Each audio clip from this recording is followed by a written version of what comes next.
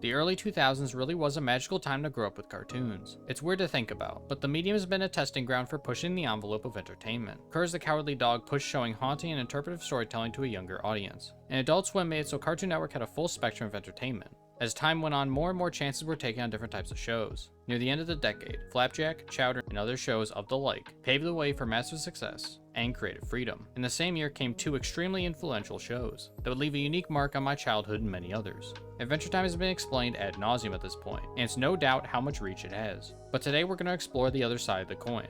Regular show. Surprisingly, from how much has been talked about over time, it has had the least amount of attention in the public eye of the two, in terms of a critical look. Of course, its major moments were shared everywhere, but overall it kind of fell to the wayside. You could chalk this up to how long the story remained mostly episodic, or that people didn't resonate with the alternate version of our world setting, instead of the wacky setting of Ooh. But regardless of why it wasn't as popular, it never got the critical attention or praise that its counterpart did, nor is it given the same amount of notoriety. Adventure Time isn't my favorite show personally. Maybe I'll make a longer video on why someday, but it did a lot of things right. Its humor was always on point and had a unique style. The characters evolved over time, the ideas became more complex, and the world kept expanding. That last part is a key aspect, the world building.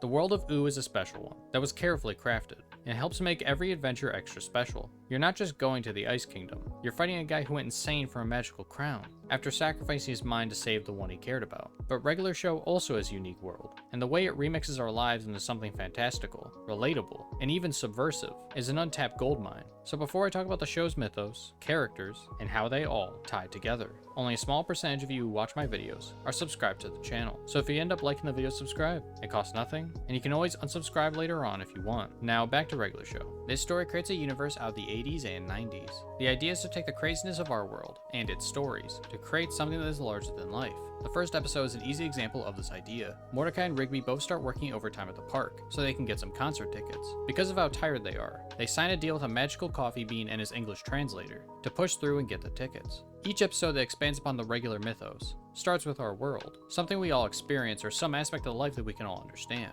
In this case, it's two guys finding the strength to work overtime. Then after establishing the base and introducing the conflicts with that situation like stress and burnout, they add in a twist, that larger than life element, that makes the experience take on a whole new meaning and tone. Regular Show is a clever title, because technically the story deals with a lot of ordinary ideas, but it's how it subverts its own universe that adds the intrigue. A classic episode of the series for me is the Excellent Challenge. Taking the idea of over-the-top commercials, Rigby has his eyes on the prize. A commercial for a local diner, akin to a Coney Island or a Denny's, that says if you complete their insane meal combo in under an hour, you get their special trucker hat. The series has a lot of these self-contained episodes, where they create some over-the-top lore about something innocuous. These stories not only work for people who are seeing the show for the first time, but they help establish each of the characters. In this episode, a big center point is that Rigby is in the hospital because he did the challenge, in spite of his egg allergy. In honor of his friend, he does everything he can to try and get that hat. After Benson's insensitive words to him, and then his apology, they all work together. They train, learning how from the journal the only other person to complete the challenge.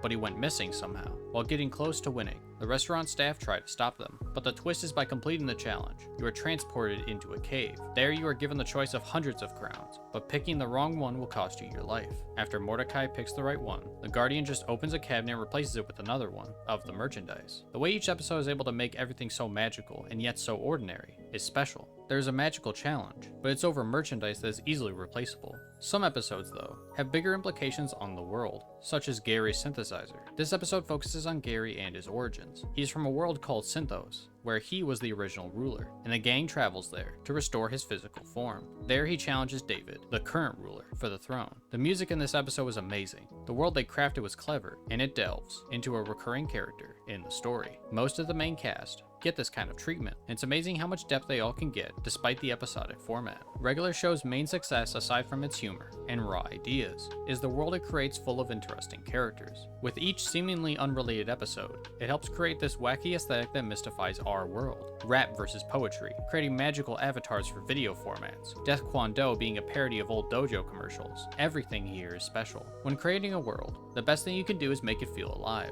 No matter what small event occurred, there was always something interesting alongside it. Even Benson getting knocked out for a day turned into him, Mordecai, and Rigby getting basically drunk, while Mississippi Queen plays in the background, which was also something special about this story. Its use of classic music. Classic rock helps frame you in the mindset of the 80s and 90s, while the futuristic tech, space travel, and more help you feel a connection to the absurdity. Cool Bikes was a great episode for this exact reason. The premise is Mordecai and Rigby want Benson to admit they are cool, so they go to extreme lengths to prove themselves to him. But in doing so, they commit a crime and are taken to intergalactic cool court because they became too cool. The final straw being they don't care what Benson thinks. Essentially the ultimate cool move, to be cool without needing the approval of others. This episode shows growth for Benson and our two protagonists while also expanding on not only what the galaxy is like, but our framework of the story. Absurd elements can be good on their own, but when you make a world that's grounded, while still maintaining its chaotic parody energy, that is something special. A mark of good writing is taking new world ideas and melding them with your story's themes. Regular Show has a large focus on being a real world parody, while also trying to create something magical of our most mundane, and that's something I can't say about that many stories. In more recent times, BoJack Horseman fills a similar slot, though obviously it has a stronger focus on characters and diving deep into the psyche of flawed people in a flawed world. Regular Show really makes the case that even our most mundane experiences can be turned into something crazy and magical. What episodes really stood out to you, or have you not checked it out yet? Let me know what you think of the storytelling and their world in the comments below.